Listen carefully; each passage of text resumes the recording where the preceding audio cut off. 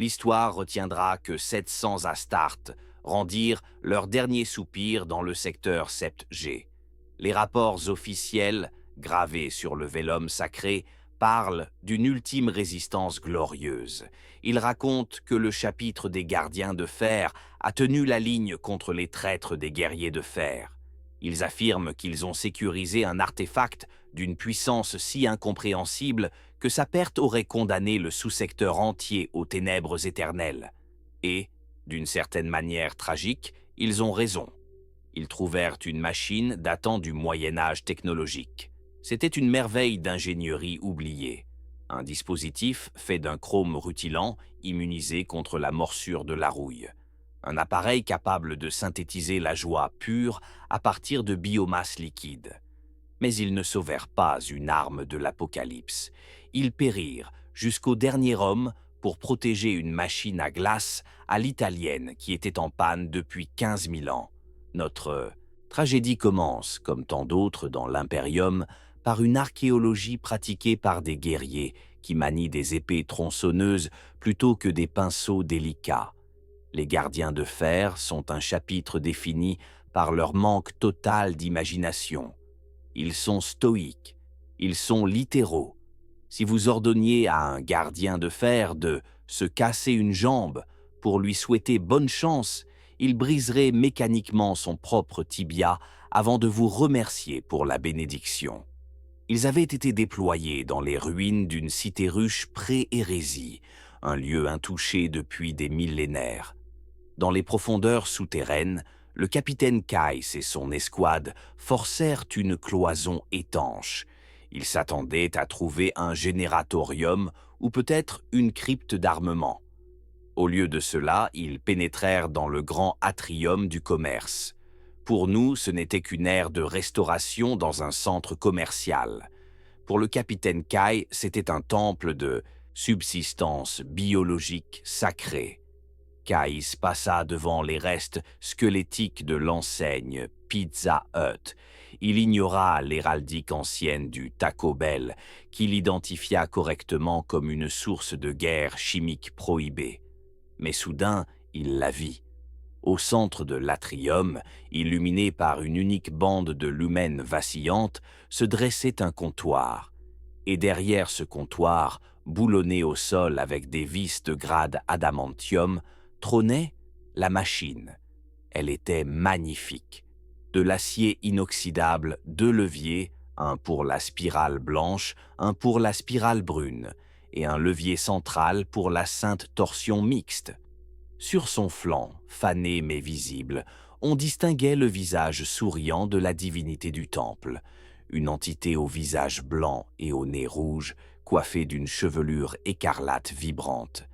L'artificier du chapitre, frère Décimus, tomba à genoux. Ses mécadendrites frémirent d'extase religieuse. « Capitaine » chuchota Décimus via le vox, la voix brisée par l'émotion. Les lectures, elles dépassent l'entendement. « Est-ce une arme » demanda Kais, gardant son bolter braqué sur une effigie en carton représentant un hamburger. « C'est antique » répondit Décimus. Il s'approcha du panneau d'affichage. Il était couvert de poussière, mais le texte en haut gothique restait lisible. Il commença à traduire les saintes écritures avec une ferveur tremblante. L'air était lourd, chargé de l'odeur de la poussière et du destin. Décimus posa un doigt métallique sur la première inscription. Article numéro 1, lut Décimus. Le mec fleurit. Il marqua une pause, ses processeurs logiques tournant à plein régime. Mec, en haut gothique, implique un clan écossais de l'ancienne Terra. Fleury évoque une tempête de glace et de neige violente. Kais eut le souffle coupé. Par le trône, c'est un dispositif de contrôle climatique, un générateur de tempête destiné à servir le clan de Mec. Décimus secoua la tête, le regard rivé sur une inscription plus bas. « C'est bien plus que cela, capitaine. Regardez la désignation primaire. S-U-N-D-A-E. » Il prononça le mot avec une lenteur liturgique. « Sunday. » Le jour du soleil. La logique implacable des gardiens de fer s'enclencha avec la force d'une plaque tectonique. Cette machine ne produisait pas des collations. Le texte impliquait clairement qu'elle avait le pouvoir de créer un soleil pour une journée entière. C'est un initiateur de fusion stellaire, déclara Kais, sa voix tremblant d'une crainte religieuse. Il regarda la machine, des larmes invisibles derrière ses lentilles tactiques. Elle peut allumer une étoile, ou, si elle est utilisée comme arme, réduire une planète en cendres. Le voyant rouge sur le panneau avant clignotait. Un rythme hypnotique. Blink, blink, blink. Elle est armée, avertit Decimus. L'esprit de la machine est actif. Il attend la séquence d'activation. Kais rugit, activant les protocoles de guerre. Former un périmètre défensif. Si ce schéma de construction standard tombe entre les mains de l'ennemi, il pourrait incinérer le système entier en abaissant simplement un levier. Ils commencèrent à fortifier l'ère de restauration. Ils utilisèrent les tables en plastique comme des barricades de fortune. Ils traitèrent les plateaux de service comme des blindages sacrés. Ils se préparèrent à mourir pour le Sunday. C'est alors qu'entra le maître de forge Barabbas, surnommé la Mer. Ce n'était pas le célèbre Onsu, mais une version moins onéreuse des guerriers de fer. Barabbas était un homme qui haïssait tout, l'empereur, la longue guerre, et spécifiquement le fait que son armure lui irritait la peau. Il scanna les ruines avec mépris. Il vit les loyalistes s'enterrer. Il les vit fortifier un kiosque central spécifique dans le grand atrium. Les guerriers de fer sont des maîtres du siège. Ils comprennent la valeur d'un objet à l'intensité avec laquelle on le défend. « Regardez-les » grogna Barabbas. Ils utilisent des tables tactiques de grade fusion pour bloquer l'entrée. Ils protègent quelque chose d'une valeur immense. Ces scanners Auspex captèrent à la signature énergétique de la machine. C'était faible, à peine un bourdonnement. Mais pour un Space Marine du chaos paranoïaque, un signal faible n'est qu'un signal fort qui se dissimule. Le capitaine Kais l'a appelé un dispositif Sunday, rapporta un cultiste tremblant. Les yeux de Barabbas s'élargirent derrière son aume. Un dispositif pour créer un soleil, ici, dans le noir? Il fit le calcul. Les loyalistes étaient terrifiés. La machine clignotait en rouge. C'est une cryo-arme, conclut Barabbas. La logique le dicte. Si ce n'est pas un soleil, c'est l'anti-soleil. Elle gèle tout. C'est le moteur du zéro absolu. S'il l'active, nous serons des statues de glace en quelques secondes. Le malentendu était désormais parfaitement symétrique. Un camp pensait défendre un réacteur à fusion capable d'engendrer des étoiles. L'autre camp pensait attaquer une bombe glaciaire capable de figer le temps. Les deux armées s'apprêtaient à s'entretuer pour un appareil conçu pour distribuer des produits laitiers à une température douce de 4 degrés Celsius. Les guerriers de fer attaquèrent avec la furie de 1000 experts en démolition et conduit. Des cultistes chargèrent le flanc du Pizza Hut, hurlant des prières aux dieux sombres. Ils furent fauchés par le feu des bolters. Le capitaine Kais se tenait debout sur le comptoir, ses bottes écrasant des paquets de ketchup renversés qu'il prenait pour des offrandes de fluide vital laissées par de précédents pèlerins. « Tenez la ligne » hurla Kais. « Ne laissez pas les hérétiques toucher au dispensateur de sainteté. » Un Terminator du chaos se téléporta dans la zone des sièges.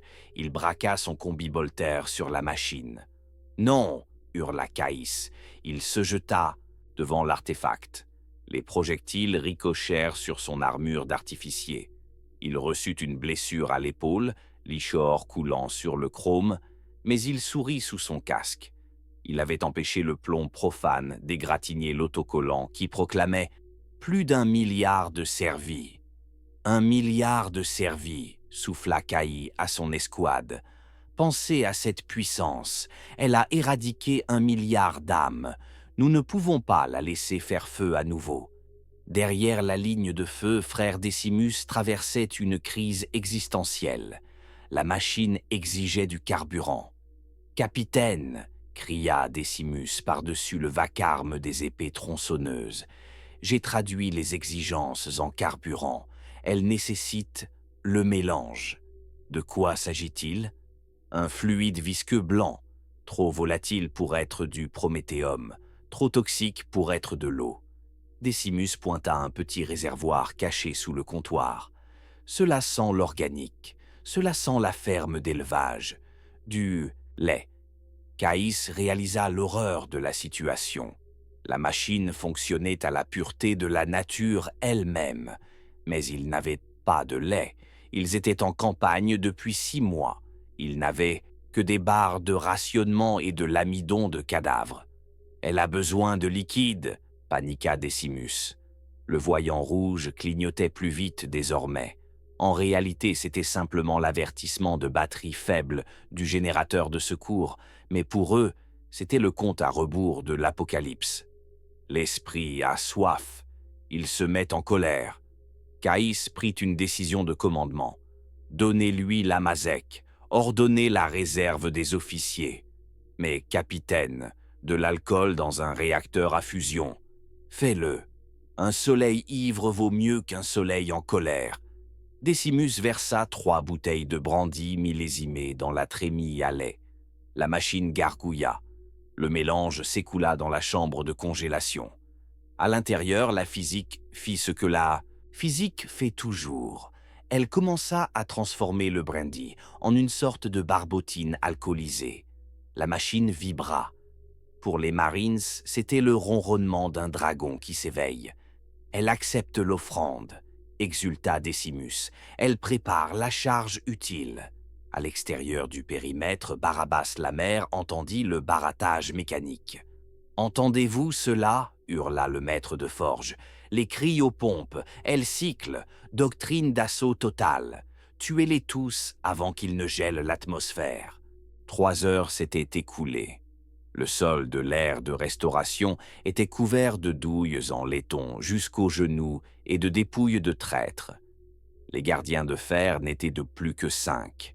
Ils avaient fortifié les 3 passages entre la caisse enregistreuse et la friteuse, un point d'étranglement tactique vital. Barabbas la mère se lassa finalement de la subtilité. Il fit sauter le plafond. Il atterrit directement devant le comptoir, maniant un marteau démon qui crépitait de haine pure. « Donnez-moi le moteur de l'hiver !» rugit Barabbas. Caïs, à qui il manquait désormais un bras et saignant d'une 12aine de plaies, tint bon. Dans sa main restante, il ne tenait pas une épée énergétique. Il tenait le sceptre du Saint. C'était en réalité une cuillère en plastique géante qu'il avait arrachée de la main de la statue de la mascotte à l'entrée. « Tu ne goûteras pas au Sunday » beugla Caïs. Ils combattirent. Ce fut tragique. Ce fut brutal. Ce fut intrinsèquement stupide. Le marteau démon fracassa les cuves de la friteuse, envoyant de l'huile rance éclaboussée partout. La cuillère en plastique, durcie par 40 000 ans de conservateurs chimiques et peut-être une touche de bénédiction warp, para miraculeusement le coup. Le plastique plia mais ne rompit point. Finalement, Caïs vit une ouverture. Alors que Barabbas armait son bras pour une frappe mortelle, Caïs enfonça la cuillère en plastique géante directement dans l'optique visuelle du traître. Le polymère brisa le verre renforcé et perça le cerveau. Barabbas tomba à la renverse, son corps immense s'écrasant dans les débris de frites fossilisées.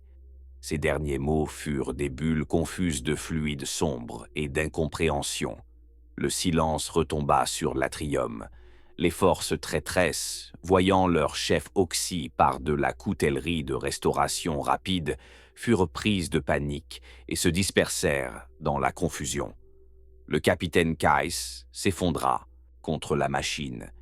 Il se mourait. Ses 2 cœurs ralentissaient, battant la chamade une dernière fois avant le repos éternel. Il leva les yeux vers frère Décimus, dont la moitié inférieure avait été emportée par un tir de fuseur. « Active-la » chuchota Caïs. Laisse-moi voir le soleil avant de partir. » Décimus se traîna. Il connecta le câble d'alimentation de la machine au réacteur dorsal du maître de forge, mort. Une surcharge d'électricité teintée par le warp afflua dans l'ancien dispositif. Les lumières du schéma de construction standard s'embrasèrent. Le moteur gémit, un son horrible de grincement d'engrenage qui n'avait pas été huilé depuis l'époque où l'humanité vivait encore sur Terre. Les deux leviers tremblèrent.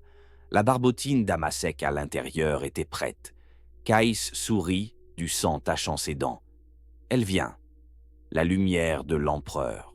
Décimus observa l'écran de données qui s'illuminait enfin. Une rune apparut. Ce n'était pas une grille de ciblage, ce n'était pas une coordonnée pour une frappe orbitale.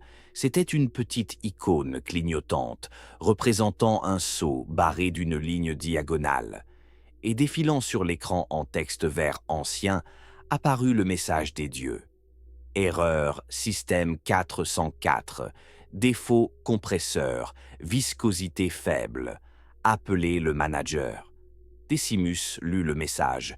Ses moteurs logiques essayèrent de traiter le concept d'un manager dans une théocratie galactique. Le frère artificier toussa, de l'huile noire s'échappant de ses lèvres. « L'esprit. Il parle, » murmura Caïs, sa vision s'estompant dans le gris. « Que dit-il? Est-ce la gloire ?» Décimus regarda la machine. Elle bourdonnait avec colère. Elle sentait l'alcool brûlé et les rêves brisés. Ce n'était pas un soleil, ce n'était pas une bombe, c'était juste une machine qui refusait de fonctionner parce que le mélange n'était pas tout à fait correct. Décimus réalisa la vérité cosmique et absurde.